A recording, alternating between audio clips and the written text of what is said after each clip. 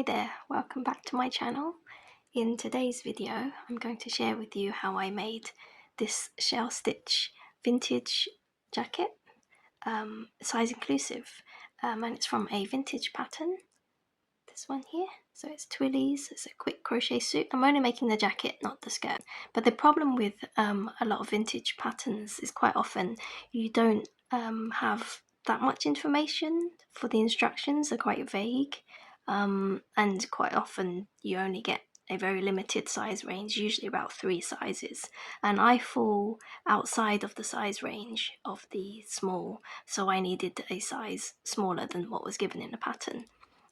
So I did a lot of experimenting to figure out how to make this pattern fit me. I found a way to make it size inclusive. So the pattern consists of 6 pieces, so that's a collar, a back piece, 2 front pieces, and then 2 sleeves. And then I'm going to show you how I made this size inclusive just to fit me, and then how you can make it fit you as well. The materials I used for this was a 4-ply 100% cotton, and then I started off by chaining all the pieces at the beginning with a larger hook, so a size 5mm, and then for the actual panels themselves I then swapped to a size 3mm. Okay, so the first thing I did to make this cardigan made to measure was I picked a cardigan that I already own, so a ready-made one that fits me really well, and I just lay it out, and I ignored all the pattern sizing instructions from the original vintage pattern, because I very quickly learned that I think the numbers are all wrong with that. The whole piece just came out quite small. So what I did was I measured from the shoulder to shoulder point, and I did that by making a chain using a 5mm hook, because I found that gave me the size of chains, or the foundation chain, in the correct kind of width without it sort of scrunching up and being too tight. So I measured across the shoulder points here, and that came to 48 chains. So I loosely casted on 48 chains plus 4 at the end, because 4 chains will create each shell stitch. So I added the 4 just to give myself an extra centimetre for when I seam the pieces together later on. So the finished piece should kind of run over the edge just slightly to give me enough space for when I sew the armholes to it. So yeah, I'm going to continue from here with the shell pattern and just complete the entire back piece until I reach the hem. So yeah, I'm going to carry on with that and then get back to you and show you what that looks like.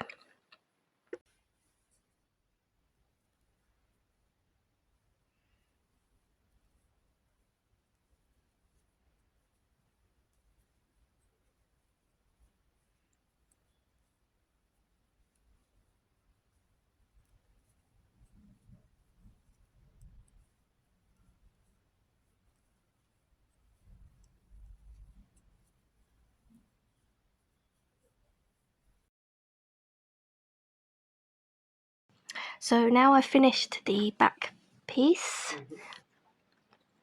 and I have, this is one of the front panels with the notches, and then that's the other side. And I made all these pieces by casting on the beginning chains with a 5mm hook, just give you that flexibility so it's not too tight. And then for the remaining, to make the panels, I then changed to the 3mm hook, and that's to make these seashell patterns. And it's basically just a repeat of rows 2 to 7 to form these seashells or shells.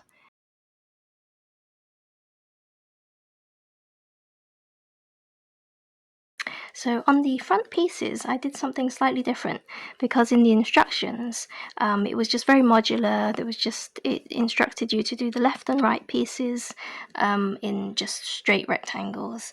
And I realized that if I did that, the pieces would be really straight along here. And I didn't think that there would be room to make a neat neckline. You see, it's more comfortable when you have a curved neckline here. So I just did something really easy.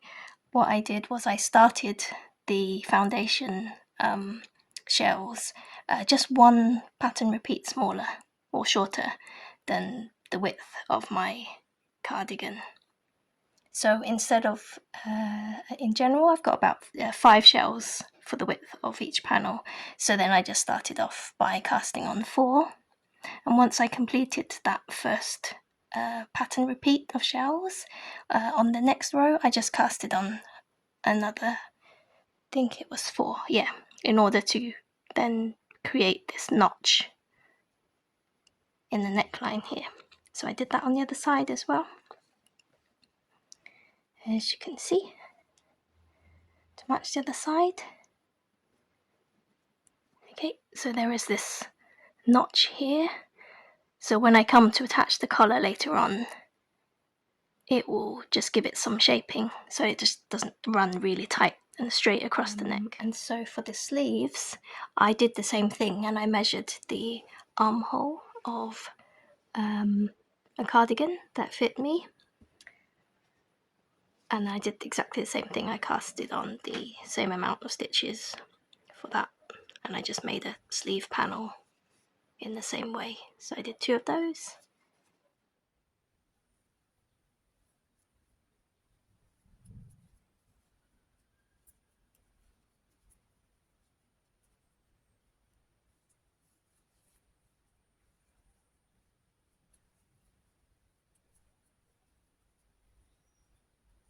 So I'll add the sleeves to the sides like this by attaching the back piece to one half of the sleeve and then attaching the front panel to the other half of the sleeve, and then at the end I'll do a stitch across, joining the sleeve and the body. So the next thing I'm going to do is the collar and the front button band.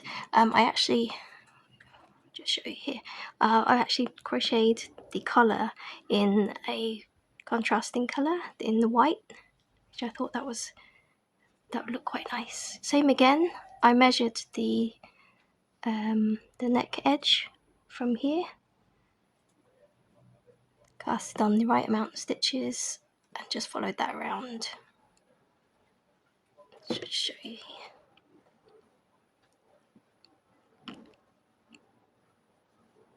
And then just matched it to the other side. So just do that measurement, do a chain of stitches, and then just follow the pattern for the collar, and that's how it looks. So I think the white on the ice blue actually looks really nice. So I'm going to continue with that, and I'm going to work on the button band next, and I'll show you what that looks like. I just wanted to show you some of the detail that I'm working on the button band. I think the number of buttonholes and the spacing will probably vary according to your the length that you've made your front. So these numbers that I've used for my button band are according to my height. But what might help is I've allowed 5 stitches on either side, so the top and bottom, and then the pattern's just 3 chain stitches, and then you join and do some double crochets between each buttonhole. So what I've done is I've got 5 stitches at the beginning, and I've chained 3, and then I've done 9 double crochets, and then chain 3, 9, and so on.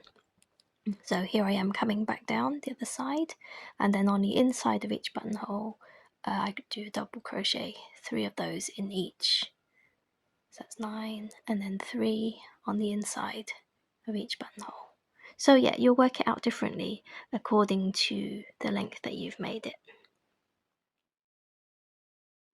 So I have opted to wet block my pieces because I think that the shell pattern is so pretty that it would benefit from relaxing the stitches by giving it a soak. And also this is the armpit edge, so these are the sleeves. And if your tension is even, then ideally you should be able to put one on top of the other and they should match really well. But the armpit holes for me, I wanted more movement, and I found that perhaps it might be a bit tight when casting on. So I've taken advantage of wet blocking by stretching out this as much as I can, just to give myself more movement in the arms once it's dried off. But yeah, you don't have to do this stage. The pattern actually suggests that you should just do a steam block with a wet towel, or if you have a hand steamer, that's even better. You can just steam over the pattern pieces, and that would be perfectly fine. In fact, I think the next thing I'm going to do is probably invest in a hand steamer, because I think that would make blocking, whether it's knitwear or crochet, a lot more straightforward. But yeah, another thing to add to my wish list, really. So generally with knitwear or crochet, when you come to the wet blocking stage, it's recommended you leave the item in the water for maybe 15 to 30 minutes to soak. This has probably had about 10 minutes, and generally the way I check is when you hold the item underwater like this, and if you don't see any air bubbles coming up, then it's probably sufficiently soaked, so it's probably ready. So at this point, I won't wring the water out. I'll probably just gather the item and then squeeze out gently as much of the water as I can. And then you could roll it up in a towel as well to press out more of the water if you can. And then I'd lay it out on a towel, because I don't have blocking mats. I might invest in those in future if I'm doing more of this kind of crochet lace work. But actually I think a dry towel on this occasion is perfectly fine. After squeezing out as much of the water that I can without twisting the item, then I lay them out onto a dry towel like this. And the weather here is just really warm at the moment, so I don't think these will take too long to dry. But I just kind of reshape the pieces whilst they're damp. And you can see that the shell design is really coming through now. So because of the wet soak, you'll find that the fabric should relax the stitches a bit more.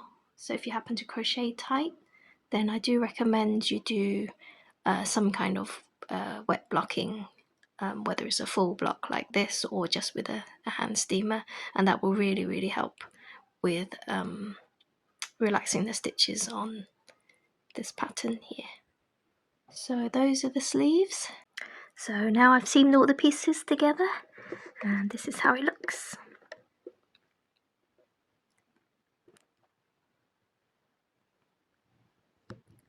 So yeah, after a wet block, it now fits really nicely. It has a kind of loose, boxy, square fit.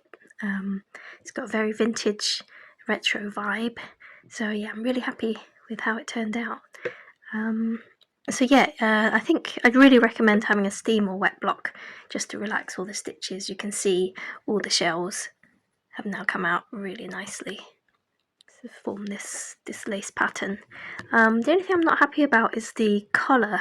So I think I made it maybe a bit too loose. So I used a 3mm, so the same as the rest of the cardigan. So yeah, I think perhaps when I measured, there was probably maybe one pattern repeat too many. As you can see, this extra bit here. So really, that should end here, and it's kind of come out to the side. So it's not quite symmetrical. But yeah, I'm quite happy with the rest of it. I just think it's a tiny bit too big. So I'm going to undo that and then redo that collar again. Perhaps I'm either going to reduce one of the shells, maybe just, yeah, make it shorter there. And then after that, I've got the buttons I'm going to put on. So I think these will look really pretty to give it a more of a vintage vibe. So yeah, I'm going to fix that collar and then show you what that looks like.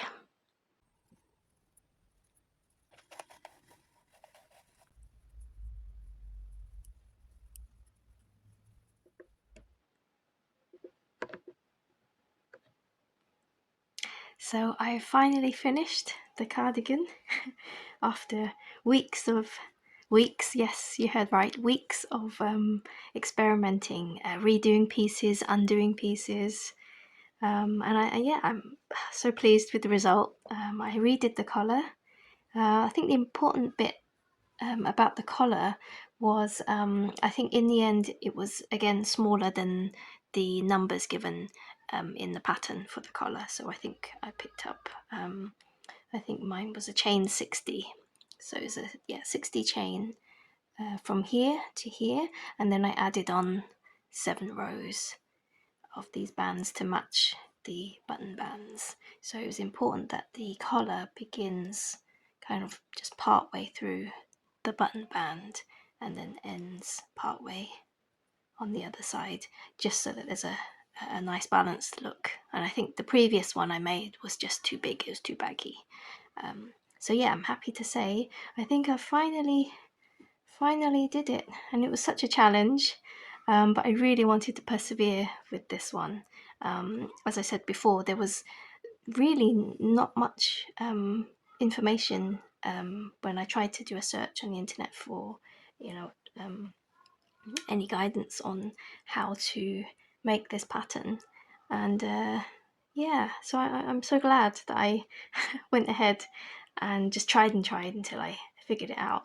And hopefully if you try this method too, you can make it size inclusive to your size, whether you fall above or below the 3 sizes given in the vintage pattern. Yeah, do let me know if you decide to give this a go. This is such a pretty pattern. It's very summery, and I think it's really worth the effort because it's just again, as we know, crochet you can't make with a machine the same way that you can have knitting machines.